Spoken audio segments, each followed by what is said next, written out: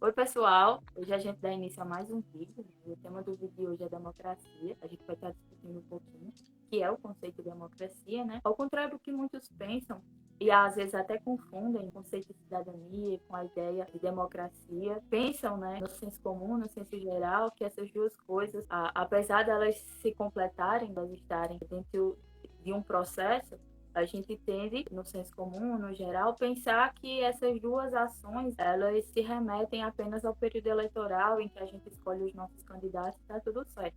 Só que a democracia, assim como o conceito de cidadania, elas abrangem um campo muito maior, né? Elas tratam de assuntos muito maiores do que apenas o ato de votar. Hoje a gente vai estar trabalhando um pouquinho disso, que é extremamente necessário, não só por ser um tema que é muito cobrado na prova do Enem, no Exame Nacional, mas também porque a situação política, social e econômica que a gente vem vivendo nos últimos anos, especialmente no nosso país, no Brasil, ele cobra um pouquinho de urgência para a gente pensar sobre a questão da democracia, porque em alguns momentos a gente esteve flertando com outros regimes políticos que não dão abertura para a soberania popular, para a soberania do povo. Então, eu acho que é de extrema importância e urgência que a gente trabalhe sobre isso, deixe claro o que é o conceito de cidadania e a importância dele dentro da nossa sociedade, inclusive para a manutenção, que a gente continue sendo uma nação democrática. Se a gente for pensar na questão da definição do conceito de democracia, a gente pode pensar, primeiramente, numa definição etimológica, né, da origem da palavra. Então, a gente entendemos que representa o povo, e teocracia, crates, que representa o poder. Então, basicamente, a democracia, um conceito de origem mesmo, né, que é uma origem grega, que originou-se na Grécia Antiga, seria o povo no poder, o poder do povo. Mas não necessariamente a democracia ela se constitui assim, com o povo no poder. Existem algumas variações dentro das formas de cidadania, que a gente vai ver depois, que constitui isso. Então, precisa pensar e problematizar também um pouco sobre a questão de povo. Que povo é esse? É um grupo específico? É um grupo maior? Pensar um pouco, problematizar um pouco sobre essas questões. Que povo é esse?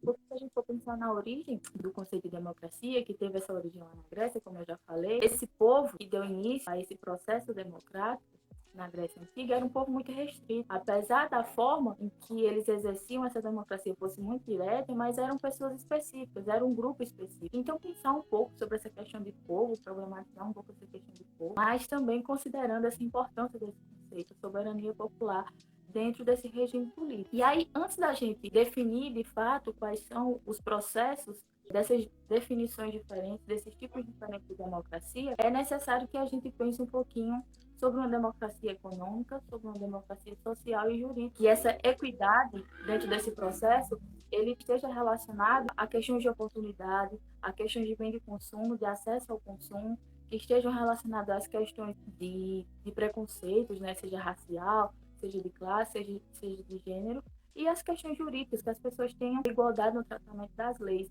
Então, para que a gente tenha esse contexto equilibrado, né, que dá dignidade ao povo, a partir da democracia, a gente precisa ter uma democracia política, que é a base, que é o que se constitui de baixo para cima, que é a vontade do povo, a vontade da maioria. Então, dentro dessa vontade da maioria, elas são caracterizadas em formas distintas, né, que é o que a Yara vai trazer agora para a gente, vai falar um pouquinho para a gente sobre essas diferenças dentro do campo da democracia, né, Yara? Olá, pessoal. Como Nadia já deu essa explanação bem importante para vocês se situarem inicialmente no tema, né?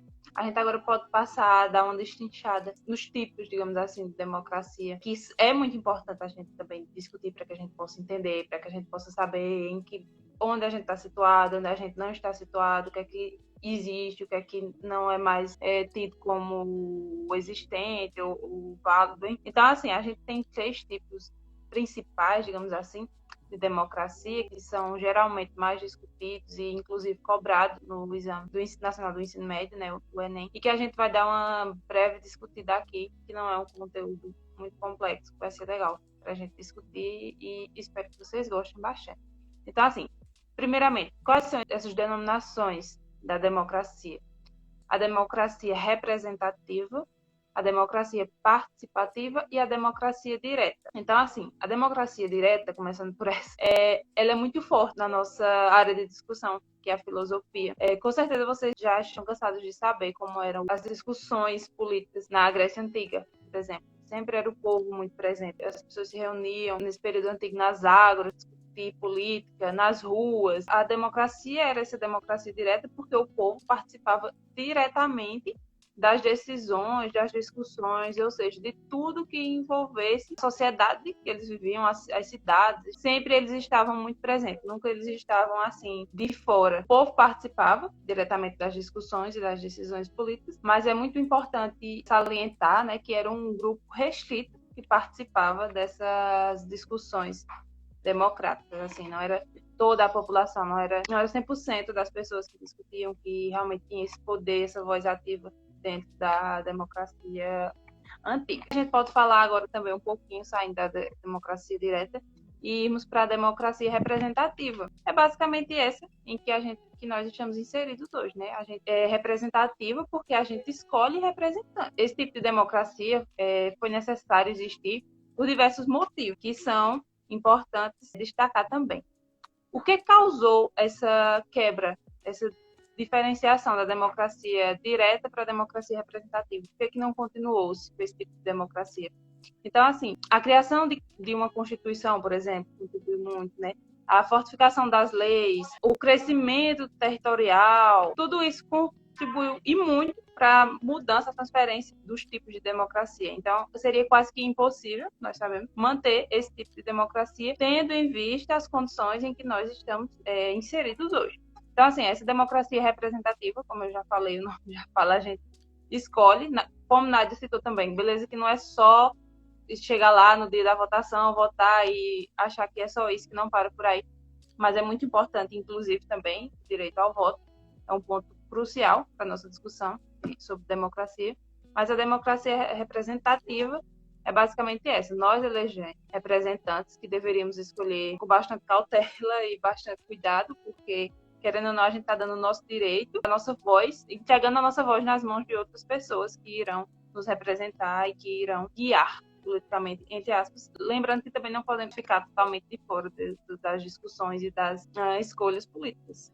Beleza? E o outro tipo de democracia é a democracia participativa, que é muito importante também. A democracia participativa pode parecer igual à democracia direta, que eu havia discutido, que era um modelo usado pelos antigos, mas existem algumas diferenças que são importantes salientar também. Na democracia participativa, fica diferente da democracia direta pelo fato de que a gente também escolhe representantes nesse modelo democrático. Nós escolhemos representantes, escolhemos governantes para nos representar, mas a nossa participação é muito mais intensa também. Por meio de assembleias, por meio de plebiscitos, a gente deveria ser consultados diretamente, a gente enquanto sociedade, enquanto povo, população, massa mesmo. A gente deve ser consultado diretamente antes de toda e qualquer discussão, toda e qualquer decisão. Então, assim, a gente vai escolher nosso representante, mas ele também vai nos consultar para cada decisão que for ter que ser decidida, para cada escolha a ser tomada. Nosso papel vai ser muito mais forte do que na democracia representativa. Então, assim, eu acho que deu para dar uma explanada básica nesses 3 tipos principais de democracia. É uma discussão muito importante, igual a Nádia falou, principalmente no momento em que nós estamos passando, mundialmente e nacionalmente, principalmente, né? É uma discussão necessária, é uma discussão que, além disso também, como eu falei, sempre é muito cobrada nos exames, nos vestibulares. É um assunto legal, que atual, né? Não tem como não ser, que é necessário, a gente está discutindo, a gente está entendendo. E é isso, eu espero que vocês tenham gostado. Nádia, quer falar mais alguma coisa?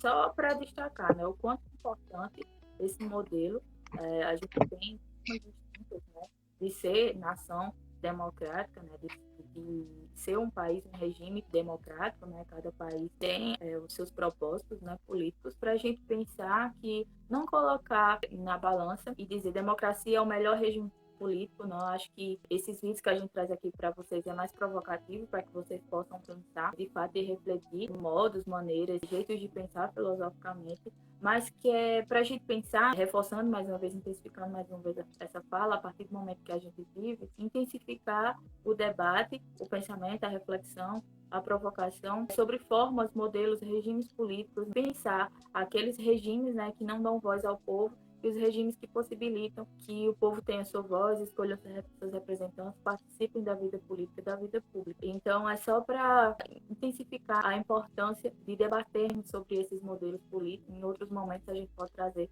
outras formas de organização política para que a gente possa estar fazendo essa comparação, que vocês possam construir para vocês, para a vida, para os estudos, essas possibilidades políticas e de pensamento, tá certo? Então foi isso, espero que gostem do vídeo.